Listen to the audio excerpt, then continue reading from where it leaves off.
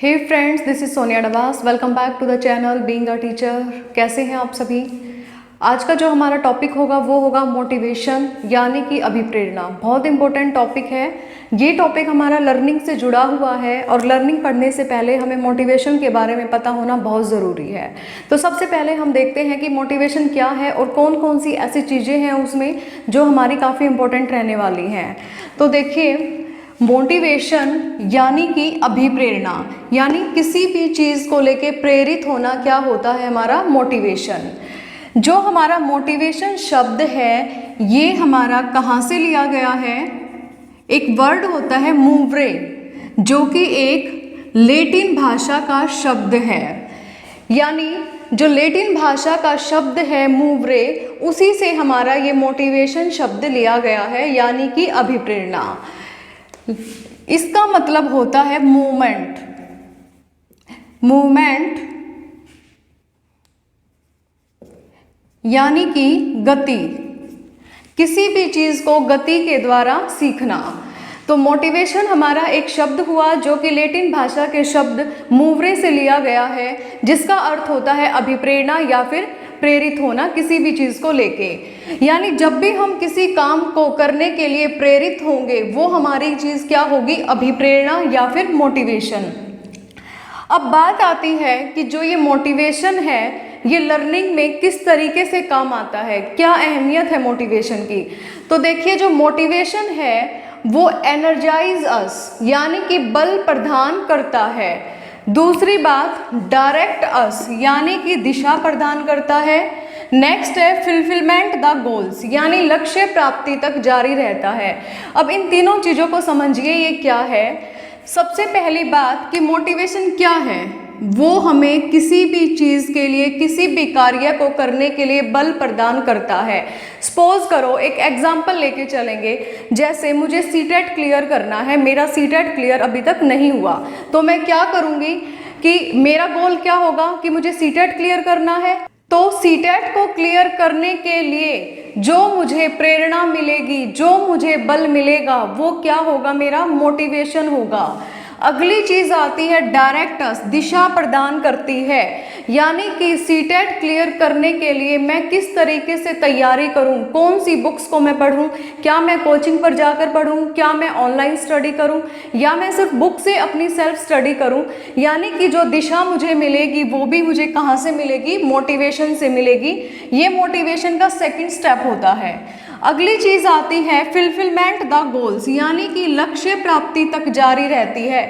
Motivation हमारा तब तक चलता है जब तक कि जो गोल हमने अपना बनाया है वो अचीव नहीं हो जाता। मेरा गोल क्या था, सीटेट को क्लियर करना। तो जब तक मेरा सीटेट क्लियर नहीं हो जाएगा तब तक उस चीज़ का मोटिवेशन चलता रहेगा। और जब मेरा सीटेट क्लियर हो जाएगा, जब मेरा गोल कंप्लीट हो जाएगा, तब मेरी वो मोटिवेशन वहाँ पर ख़त्म हो गई। यानी एक मोटिवेशन कब तक चलेगा, जब तक कि लक्ष्य की प्राप्ति नहीं हो जाती। तो ये तीन इसके मेन स्टेप हैं। इसको हम एक तरीके से ये भी कह सकते हैं कि मोटिवेशन क्या है। मोटिवेशन किसी भी कार्य को करने के लिए बल प्रदान करता है, किसी भी कार्य को करने के लिए दिशा प्रदान करता है, यानी हमें डायरेक्ट करता है। और किसी भी लक्ष्य की जब तक प्राप्ति नहीं हो जाती तब तक मोटिवेशन हमारा चलता ही रहता है। तो ये कुछ मेन चीज़ें थी जो हमारी अभिप्रेरणा के बारे में थी। बहुत इंपॉर्टेंट ये चीज़ें हैं। अब देखिए कि जो मोटिवेशन साइकिल है यानी कि अभिप्रेरणा के चक्कर हैं, उसमें कौन कौन सी तीन मुख्य बातें आती हैं। सबसे पहले है नीड। नीड का मतलब होता है आवश्यकता। अगला स्टेप हमारा आता है ड्राइव, यानी कि अंतर्नोद। और तीसरा स्टेप हमारा आता है इंसेंटिव, यानी कि प्रोत्साहन। अब इस चीज को समझने की कोशिश कीजिए, बहुत इंपॉर्टेंट है कि कोई भी व्यक्ति मोटिवेट कब होगा, जब उसे किसी चीज की आवश्यकता होगी। सपोज करो कि आवश्यकता क्या है, हमें सीटेट का एग्जाम पास करना है। तो जो सीटेट का एग्जाम पास करना है वो हमारी क्या हुई, नीड हुई। जब हमें इस चीज़ की नीड होगी तो क्या होगा, हमारी इंक्रीज इन अराउजल, यानी कि उत्तेजना में वृद्धि होगी। और जब भी उत्तेजना में वृद्धि होगी तब तनाव और सक्रियता की स्थिति हमेशा बनी रहेगी। और उसी तनाव और सक्रियता की स्थिति को हम क्या बोलते हैं, ड्राइव, यानी कि अंतर्नोद। अब जब हम ड्राइव की स्थिति में आ जाएंगे, यानी कि सेकंड स्टेप पर हम आ जाएंगे, तब हमारा क्या शुरू होगा, गोल डायरेक्टेड बिहेवियर, यानी कि लक्ष्य निर्देशित व्यवहार।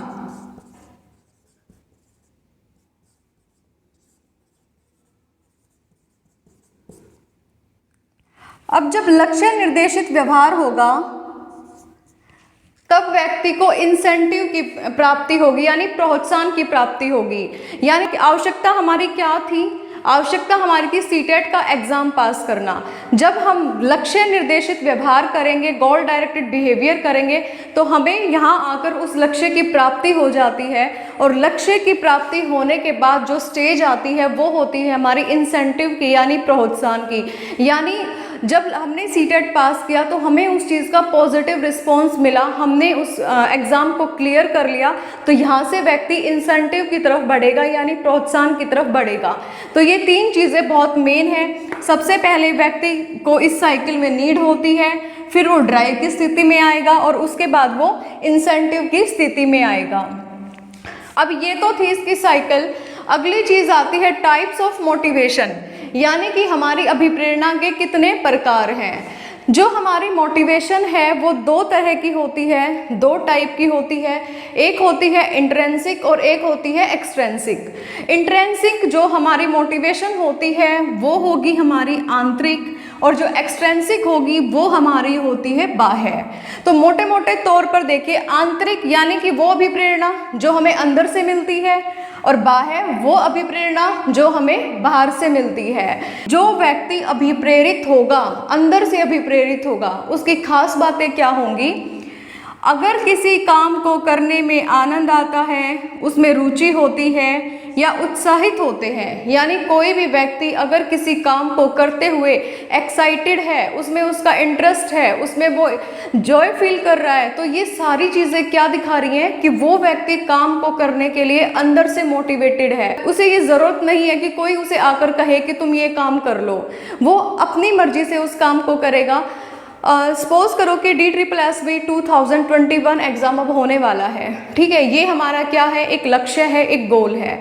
अब एक बच्चा चाहता है या एक कैंडिडेट चाहता है कि वो इस एग्ज़ाम को क्लियर करे, अंदर से वो चाहता है कि इसको क्लियर करे।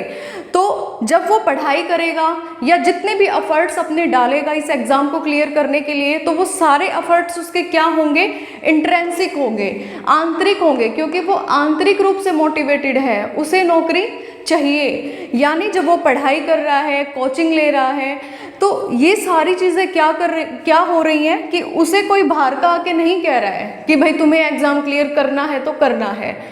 उस बच्चे की या उस कैंडिडेट की खुद की एक सोच है, उसका एक इंटरेस्ट है कि भाई उसे ये एग्ज़ाम क्लियर करना है तो करना है। तो जितने वो एफर्ट्स डाल रहा है वो अपनी मर्जी से डाल रहा है, और जब भी कोई व्यक्ति अपने एफर्ट्स अपनी मर्जी से डालता है तो ऑब्वियस है कि वो उसमें इंजॉय भी फील करेगा, उसमें वो इंटरेस्टेड भी रहेगा और एक्साइटेड भी रहेगा। तो जो ये सिचुएशन होती है ये हमारी होती है इंट्रिंसिक यानी कि आंतरिक अभिप्रेरणा की। दूसरी बात आती है एक्सट्रिंसिक यानी कि बाह्य। ये जो चीज़ें होती हैं बाह्य वाली, इसमें एक व्यक्ति आंतरिक रूप से अभिप्रेरित ना होकर बाहरी रूप से अभिप्रेरित होता है। सपोज करो, इसमें हम एक एग्जाम्पल लेते हैं कि एक 5वीं क्लास का बच्चा है, ठीक है। उसके टीचर उसे बोलते हैं कि जो भी बच्चा क्लास में फर्स्ट आएगा उसे प्राइज़ दिया जाएगा, ठीक है। तो बच्चा क्या करेगा, उसको ये पता है कि अगर तू क्लास में फर्स्ट आया तो तुझे प्राइज़ मिलेगा, एप्रिसिएशन मिलेगी। तो जब बच्चा पुरस्कार या एप्रिसिएशन इन चीज़ों के अकॉर्डिंग यानी इन चीज़ों से प्रेरित होकर किसी चीज़ की तैयारी करता है, तो वो हमारा क्या होगा, एक्सट्रिंसिक यानी कि बाह्य अभिप्रेरणा। यानी जब एक बच्चा या एक व्यक्ति किसी बाहरी व्यक्ति के संपर्क में आकर किसी चीज़ से अभिप्रेरित होता है या किसी बाहर की चीज़ को देखकर अभिप्रेरित होता है, तो वो हमारा कहलाता है एक्सट्रिंसिक मोटिवेशन यानी कि बाह्य अभिप्रेरणा।